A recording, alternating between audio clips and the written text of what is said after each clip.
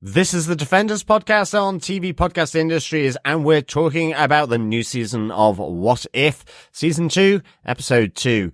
What if Peter Quill attacked Earth's mightiest heroes? This is taking too long. I will find the boy and destroy him and the shieldling myself. Hey, Lightning Boy, we kind of have a team thing going on here. And I have a duty thing going on here, Mustache Man, to see to it that the boy submits to Asgardian justice. Which entails what, exactly? Eternal flagellation, impalement, some light maiming, standard stuff. We can't just let you take him. We need to study him. We need to kill him.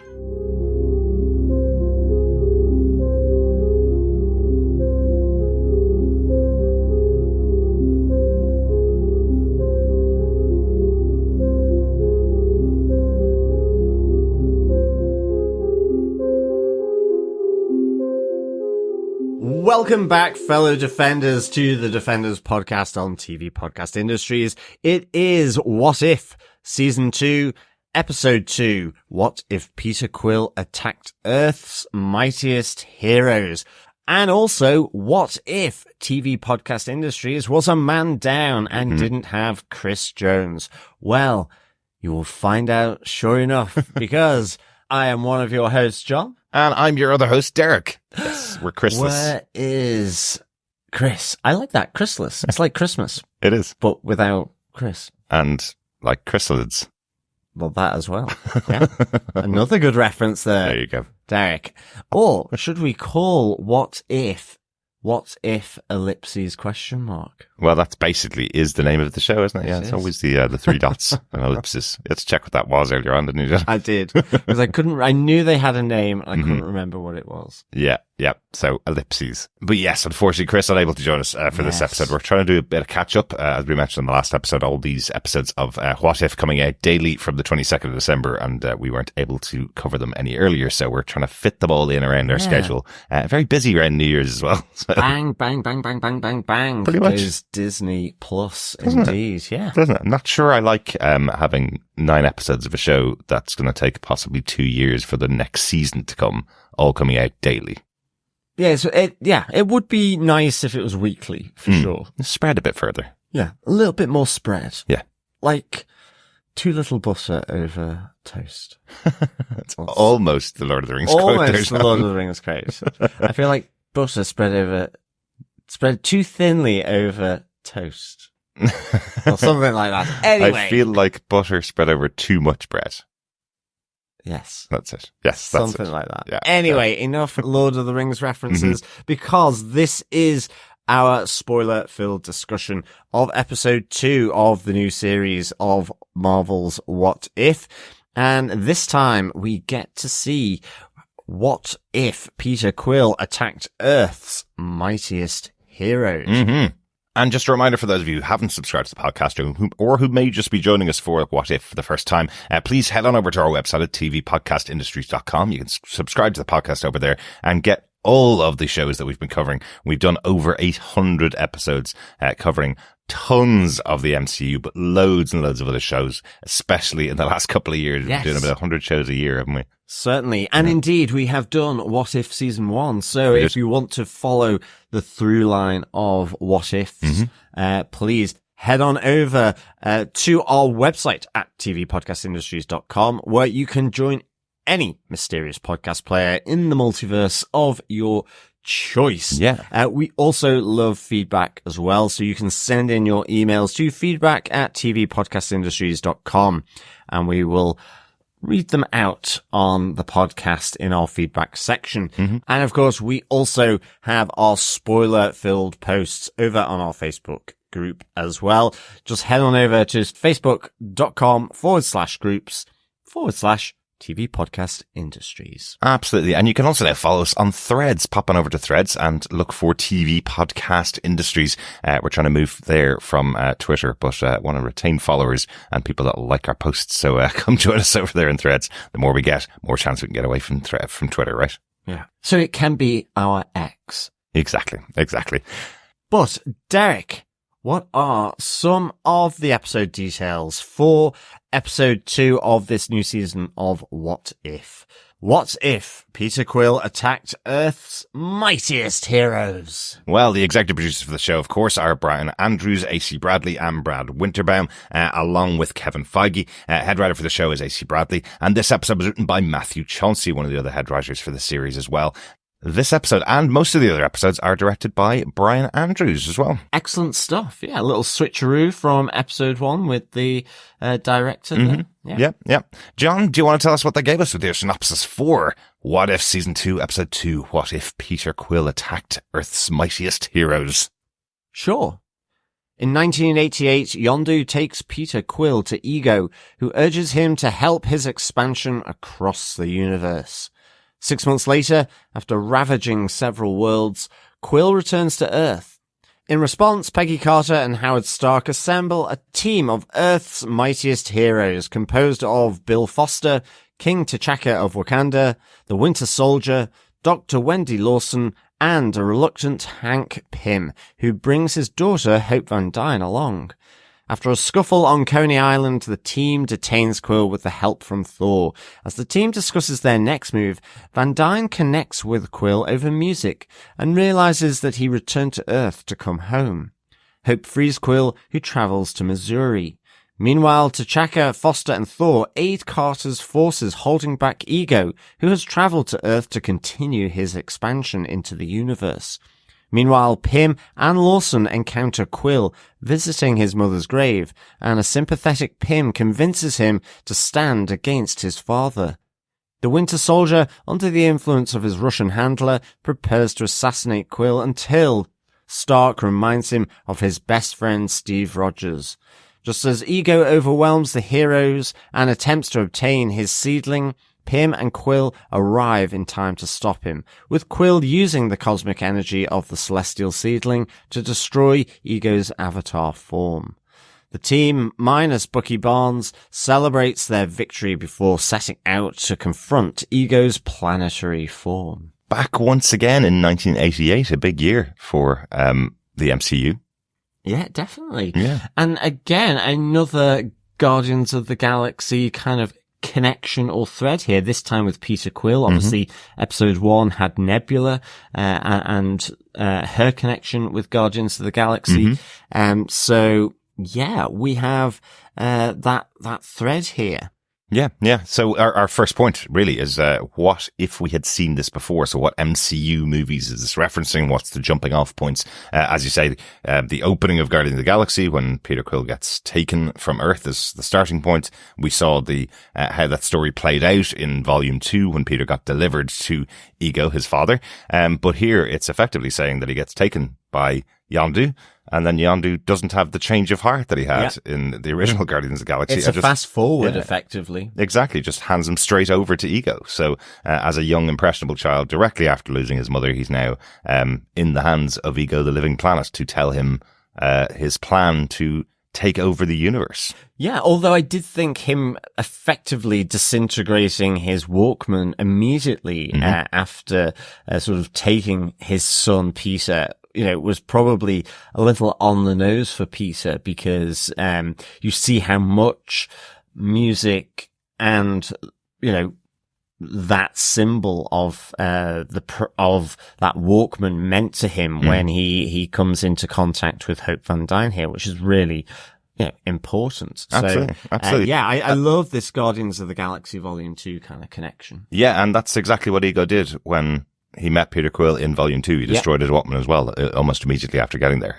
So he was annoyed at Peter walking around with a Walkman when he's a celestial being, effectively. So that is connected to Volume 2. Just interestingly, last season when we had Chadwick Boseman appearing again as Black Panther, we had that episode where he became Star-Lord, and he was taken from Earth by the ship into space, brought into space by Yondu. So, that also took place in 1988 as well. So another, as I say, big year for the MCU, this year in 1988. There's also a reference here. We have spent a lot of time with Hank Pym and Hope van Dyne. This is about a year after Hope's mother disappeared into, the Quantum Verse. So that's again, a big moment. We saw Hank Pym leaving S.H.I.E.L.D. in 1988 in Ant-Man and the Wasp, I think it was, the opening scene of that, where we had Peggy Carter and Howard Stark, leaders of S.H.I.E.L.D., and now we have them back here in this episode as well. So loads of little connections there. Yeah, the other connection with Ant-Man is Bill Foster as well, who is played by Morpheus. Sorry, I mean Lawrence Fishburne as well, who was in the Ant-Man series as well. So here, taking on a bigger, more super heroic character than we've seen from the Ant-Man series, really. Yes, certainly larger. He's playing Goliath here, which is the character that he plays more often in the comic books. We know Goliath from comics. Yeah. So great to see him in there. And I quite like that because as well there is another player here from Captain Marvel. Again, a significant role, but one that's, you know, more of an influence on Captain Marvel in the form of Dr. Wendy Lawson, who was a Kree looking to sort of almost change the Kree's outlook of you know, domination and empire building and colonization that had come to predominate within Kree society and with the supreme intelligence. Yeah. So, you know, again, really interesting choice here. I love, you know, as Wendy Lawson arrives, it's like, well, that's not an Air Force uniform. It's a Kree Force uniform. So again, you know, the fact that she's still in a Kree Force uniform, you know, are the Kree slightly different here, within this world, as well. And then, of course, finally, we have the Winter Soldier for sure, with the Winter Soldier here, under the control of the Russians here. So we have the reference to the Cold War rather than being under the control of Hydra, and being his tool for assassination, and world changing, you know, event changing, here. Yeah. But also even with the Avengers, you know, it's the end of the first Iron Man with the formation of the Avengers. This is almost a different version of the Avengers. Yeah, so, happening much earlier. Yeah, what, 15 years earlier? Yeah. Right? Whilst it's not an attack on New York like we got with that movie, it is the first engagement of these this group of avenging heroes. Exactly. Hence why they're called Earth's Mightiest Heroes rather than Avengers in here. Yeah. Yeah, but same thing. Yeah. You know? Interchangeable sometimes, the comics. Yeah, absolutely. Very different. Just not being done by Nick Fury. Exactly. In this instance. Exactly. This time, of course, Peggy Carter and Howard Stark getting a bridge together. Yeah. So, loads of different connections and threads here, from the MCU movies, but ultimately, going on to our second point, what if there was a small change? That change is, that Peter Quill, in effect, does not become the Star-Lord of the Guardians of the Galaxy that battles and defeats Ronan, the Kree general, accuser, and the accuser. But he is shorthanded through to Ego, and is immediately dropped off by Yondu and the Ravagers into the hands of Ego, who then has his time to sort of manipulate this impressionable young Peter Quill. Yeah. And in effect, rather than Thanos attacking New York in this instance, it is the young boy that is Peter Quill arriving on Earth, seemingly as a hostile, to take it over and continue, the expansion of Ego, through the activation of those celestial seedlings, that we saw. Yeah. It's really interesting. We kind of hear a little bit later as Thor arrives that, effectively 8 of the 9 realms have been destroyed, by this expansion plan that Ego's put together. So huge impacts, by Peter being taken on board this early, him finding this celestial child of himself that's able to carry the weight and carry the power of Ego as well. So, I think that was the storyline in Guardians of the Galaxy Volume 2, was that he had many children across many galaxies and, wasn't able to get any of them to take on his power and take on his abilities. It wasn't until he found Peter that he was able to do that. So here we have a much more impressionable Peter, as we said, directly after his mother died, being talked into working alongside Ego. It's almost like his advance guard or emissary going to activate those seedlings are on the planet so that Ego effectively doesn't have to get his hands dirty. Yeah. But in this case, he does, because, I mean, I think at the heart of this, what I really enjoyed was that connection between Hope van Dyne and Peter Quill. You know, after he's been detained, by Earth's Mightiest Heroes, I just loved how, I loved how it linked in with the Pym family here. You know, we see at the start Hank Pym having trouble connecting with Hope, his daughter, with the loss of her mother and his wife, you know, just finding it difficult to be able to sort of connect with this kid. And definitely does something that we can all relate to around the holiday period, where he's cooking dinner and Hope's looking at him going, where are the vegetables? Which is what I'm currently feeling like at the moment. No, absolutely. But potato chips are made from potatoes, which are a vegetable. Yeah, well, that's it. And I kind of liked how that, you know, effectively he can't get a sitter, so just brings her to work, you know? But I liked how, you know, that chance event with Hope being there on the base where Peter is being, held, after sort of causing havoc in New York and their battle around Coney Island, and the fairground.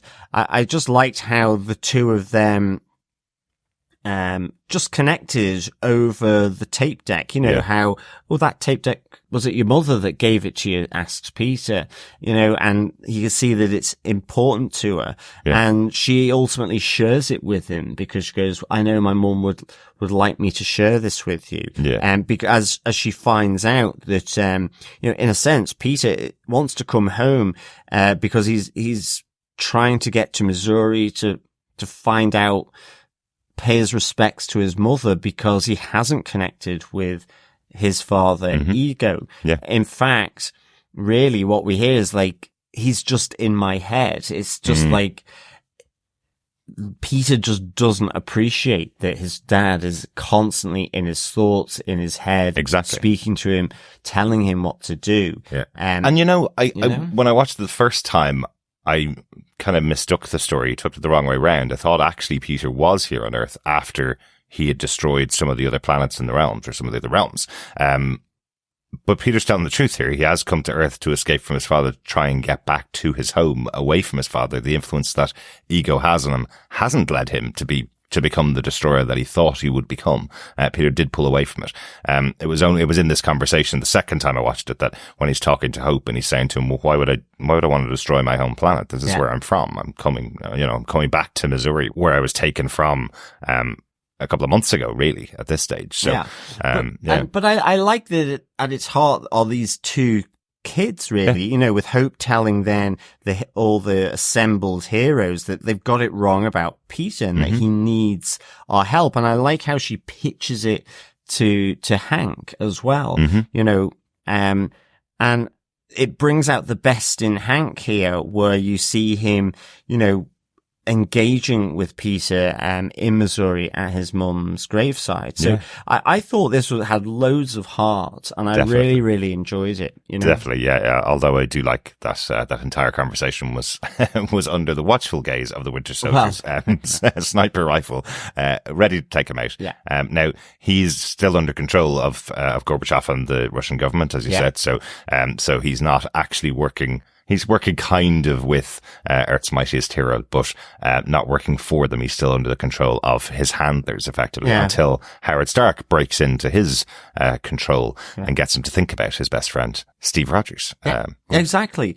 Yeah, it's really good, isn't it? You know, you have Howard talking through the earpiece to the Winter Soldier after sort of interrupting his handler's transmission to him, you know, but bringing in Steve Rogers. I like how Howard says, I can't believe after all this time I'm still, you know, having to fall back on Steve Rogers. He's still helping me out here. And absolutely, it's the same with Hank, you know, where he's talking to Peter, trying to reason with him, you know, to ask him to help them, tackle his dad who's come to destroy his home planet. And I like that it's, Peter's talking about, I wanted to come home after, I miss my mom, I've lost her, but home doesn't feel right. And Hank says, that's the same as for me and for Hope. Our home doesn't feel right after the death of Janet Van Dyne. Yeah. And I just love that whole connection of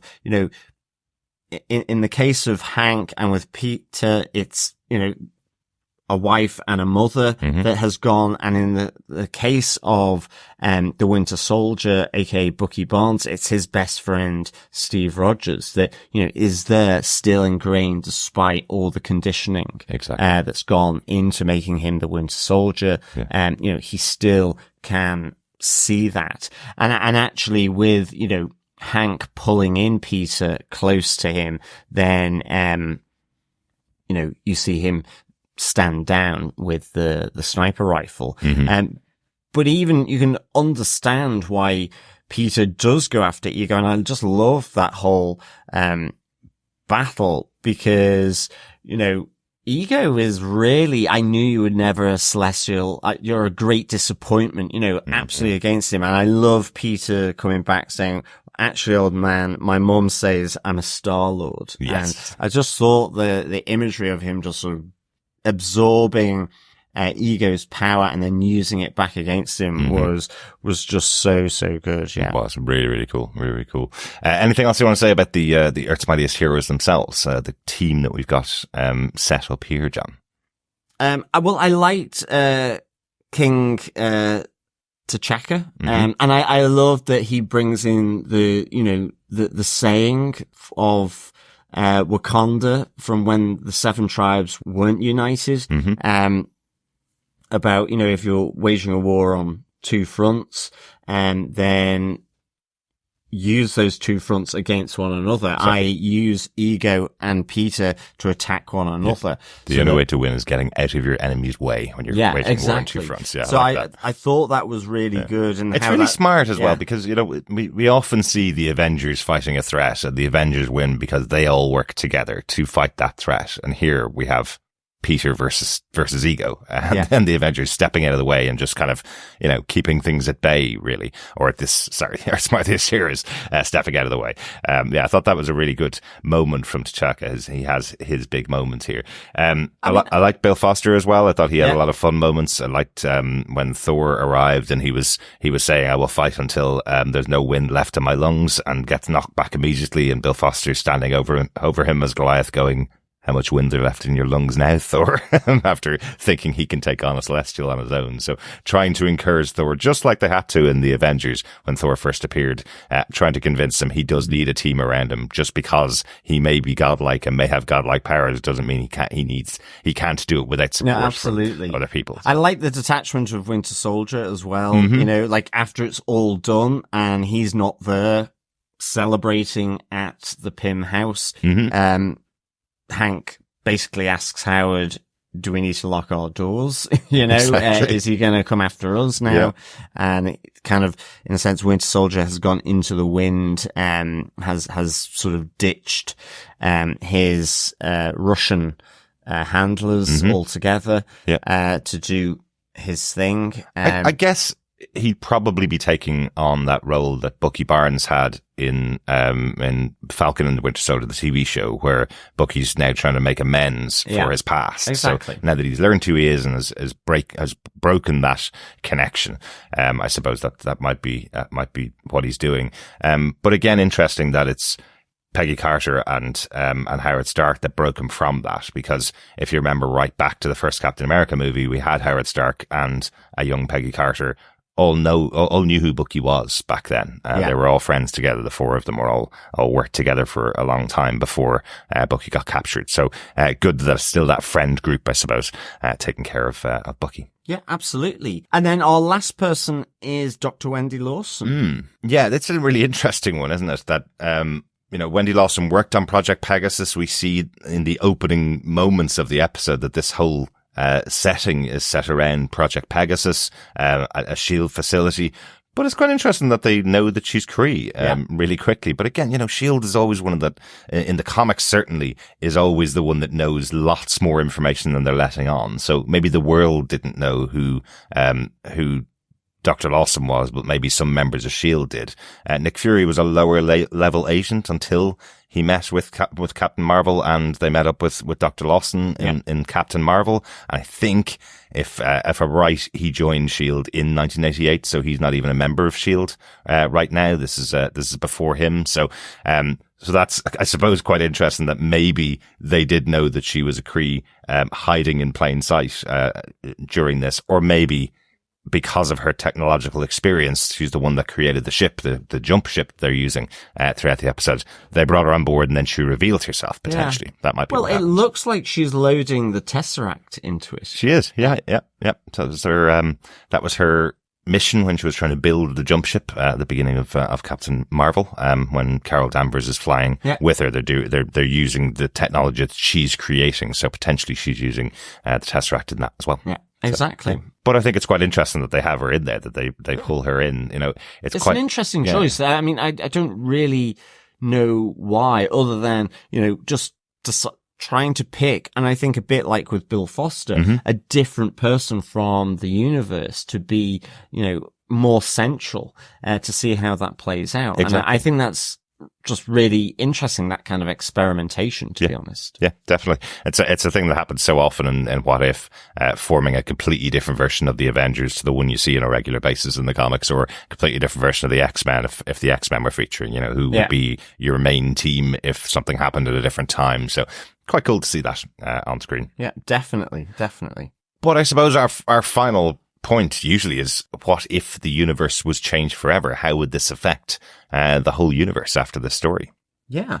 Well, I think first off, Ego is able to convince Peter, at least for worlds that aren't his home worlds, to be able to, be that advance guard to enact his expansion, and his plan to sort of take over the universe. Which is interesting. Yeah. And at least he enacts his plan much earlier than he did in Guardians of the Galaxy Volume 2, right? Absolutely. So even if he didn't convince Peter to join him, he's able to kick off his plan much earlier. So that's quite a massive thing, I suppose. Even bigger than that, when you have Thor saying that all of the realms have fallen except for Midgard, the Earth realm, I suppose, that's quite a massive thing. All of the other realms are gone, including Asgard. Yeah. So we don't have any Asgardians at all. Thor's on his own, which leads to kind of the other big moment. We have the Avengers established here, or Earth's Mightiest Heroes established here. They have a mission as well, which is going out into space to go and find Ego, the living planet, and destroy the planet so that this can't happen again. So, and that entire team includes Young Avengers. It includes Peter Quill and Hope van Dyne. And Goose is also included in the Avengers. They have Flurkin power in this new Avengers as well. I kind of like the walk into the light with the full team together, and you have this Flurkin walking confidently alongside the rest of the team. Really good. So that's quite an interesting team going out into space now to fight against Ego, the living planet. Yeah, it was really good. So, I mean, yeah, I think this has certainly changed the universe and the makeup of the Avengers, which is a big deal. It is. It is. Because technically, Thor being the only one consistent here. Yeah, I was about to say that. Technically, the Avengers were set up because of the arrival of Thor. Isn't that right? Was that always Nick Fury's idea when they first saw an alien from outer space coming to Earth? They realized they needed to set up a force to be able to take on any outer space force. And here, Thor is the last person to join the Avengers, the last person to arrive on Earth. So it's actually the arrival of Peter Quill that starts the Avengers here. So that's quite cool too. Yeah, definitely. Interesting. Would you like to see any more of this team in the future? If there was going to be an episode in season 3, let's say, would you like to see any of this team back together? I think so. I thought, ultimately it was really an interesting lineup, to be honest. It's kind of like, I'd like to sort of have more Bill Foster and more Wendy Lawson, to be honest. And indeed Hank Pym as well. At the end of the day, yes, Hank Pym is big in the Ant-Man movies, but he is the second fiddle. I mean, he's not a cameo by any stretch of the imagination, but it's, to some extent, it's almost a bit like that. It's a bit down the order in terms of screen time. And I really enjoyed this Hank Pym, the trouble he's going through. And I like how it did connect back to, him leaving S.H.I.E.L.D. like we saw in Ant-Man and the Wasp. Yeah. And I thought that was really good. I liked seeing the young Hope. I liked seeing the young Peter Quill. Yeah. So, this was all really good for me. Yeah, absolutely. We haven't seen very much of Hank Pym's adventures as Ant-Man, right? No, exactly. So, it'd be kind of cool to see as well in the future. And I'd like to see what happens to Bucky being out on his own here, in the world, now released from the Winter Soldier much earlier. I guess, does that mean that he doesn't kill Howard Stark? Well, it seemingly is the case, yeah. I mean, the others... Yeah, because obviously he kills Howard Stark in 1992, 1993, something like that. So, this is before he kills Howard Stark. He's been freed from the Winter Soldier program. He's had his moments, and I mean, the other thing, it almost to me is like, it mirrors the fact that he could go to Wakanda sooner. I mean, that side of the MCU where he was the White Wolf always was, really intriguing to me, and I wanted to see him carry on. Maybe you could argue we got a bit of that in Falcon and the Winter Soldier, or Captain America and the Winter Soldier, but I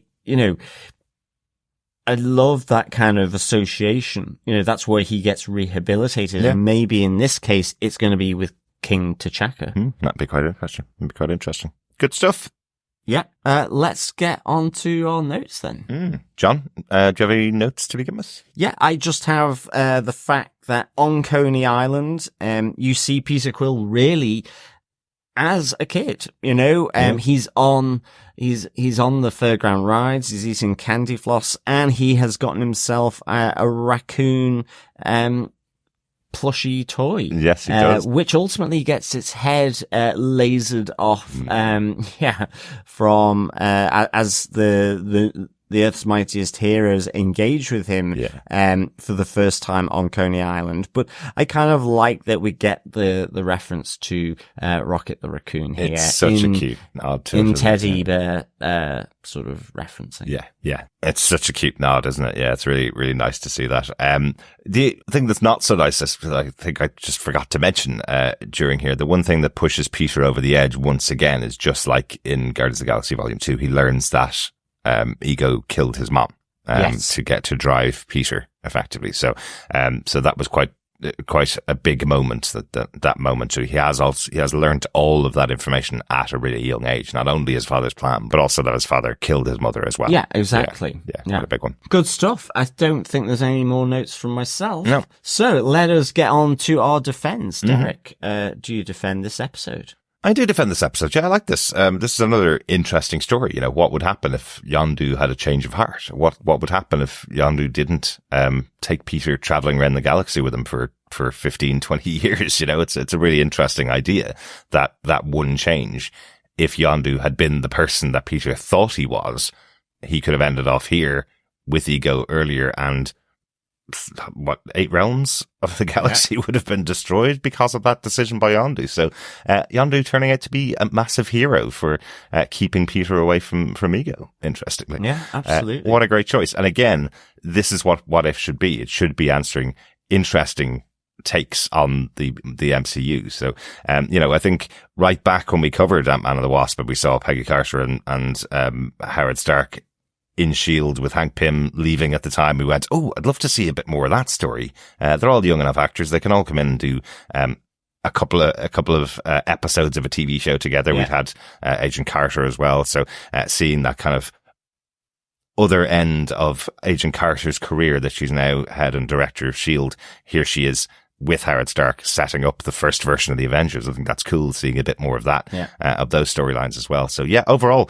really liked this. Yeah, I thought it was a good episode. I would definitely defend it. How about yourself, John? Do you defend this episode of What If? Yep, I really do defend this episode. I really, really enjoyed this episode. I'll give it 4.5 Goosey Lucy's out of 5.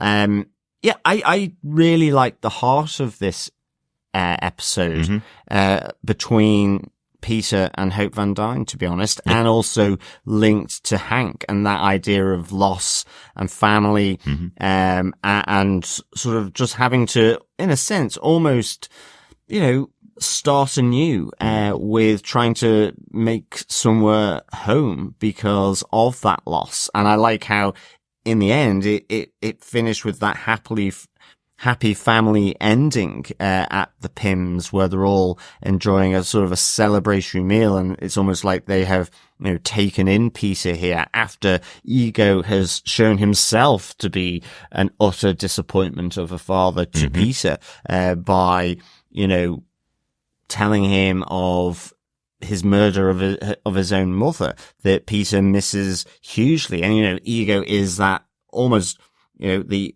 other end of the spectrum to how Hank has responded. It's not been easy for him, like you see at the beginning, but by the end of this episode, he's responding to the fact he needs to step up for Hope, and he also steps up for Peter. So I really enjoyed sort of the hub or nub of this, and I think the additional elements of a new Earth's Mightiest Heroes, a new Avengers with a different lineup, was really good to see and intriguing.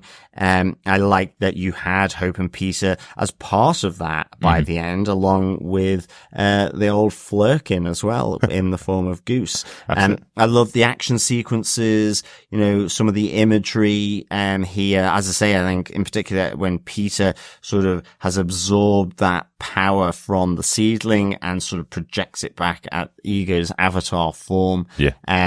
So I would absolutely want to see how they confront his planetary form. I think that would be a really good addition.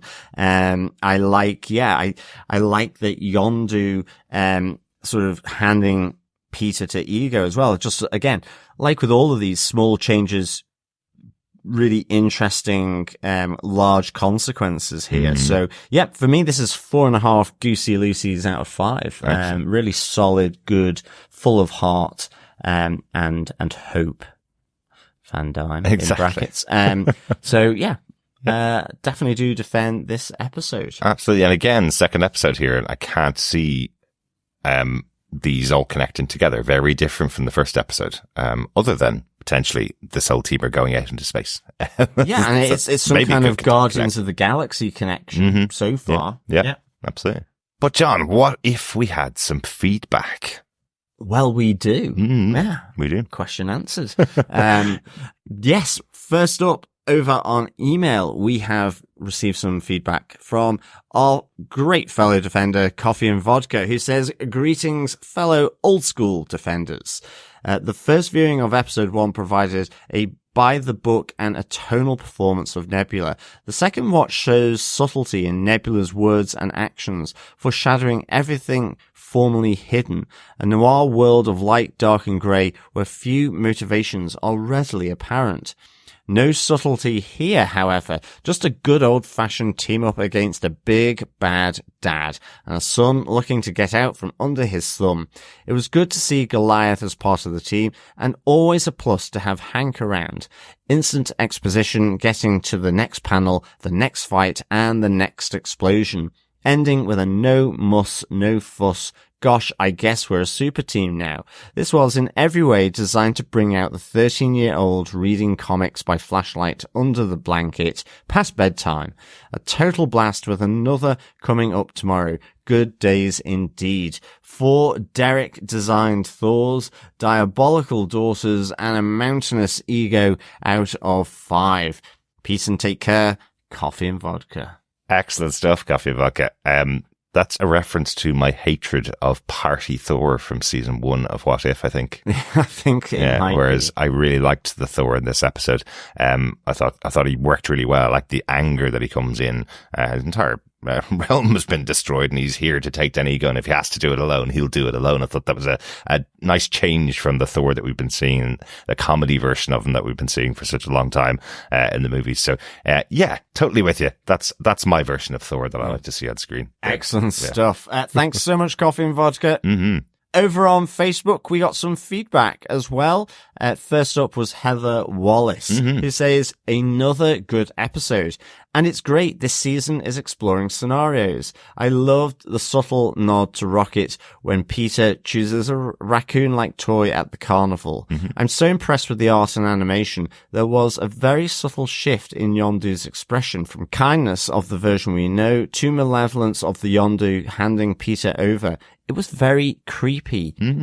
Good stuff, Heather. I know exactly what you mean. It was almost like a sneering malevolence. Almost like, right, now give me my cash, and an understanding of maybe what he's done, and also probably what protection from ego he's gotten for doing it, you know?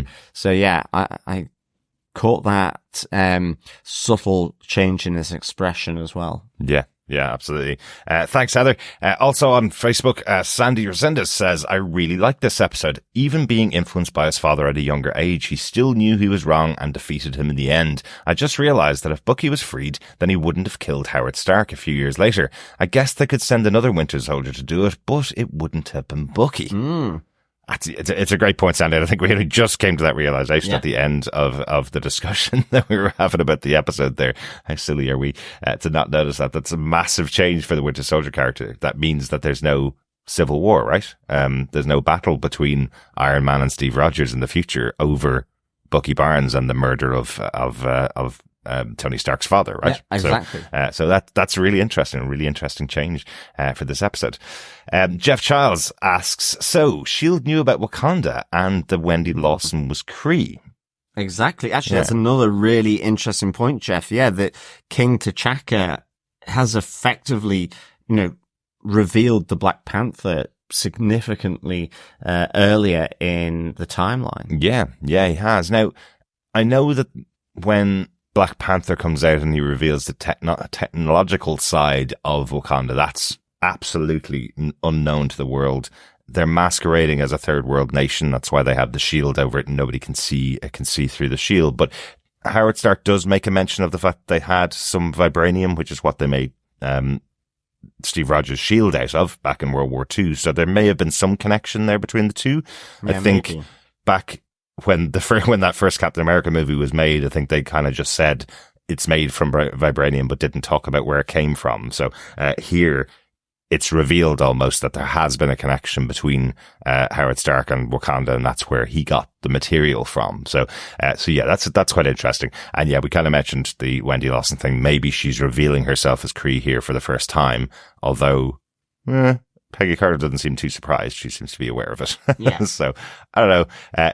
We're in an alternate universe, I guess, so they kind of get away with some things that they may not be getting away with in the main version of the universe, probably for reasons of making it easy exposition, how you can get this team together. Yeah, within right? the time frame of each episode. Plus, in a sense, because it is what if, it is absolutely the opposite, that everything is unconnected to some extent.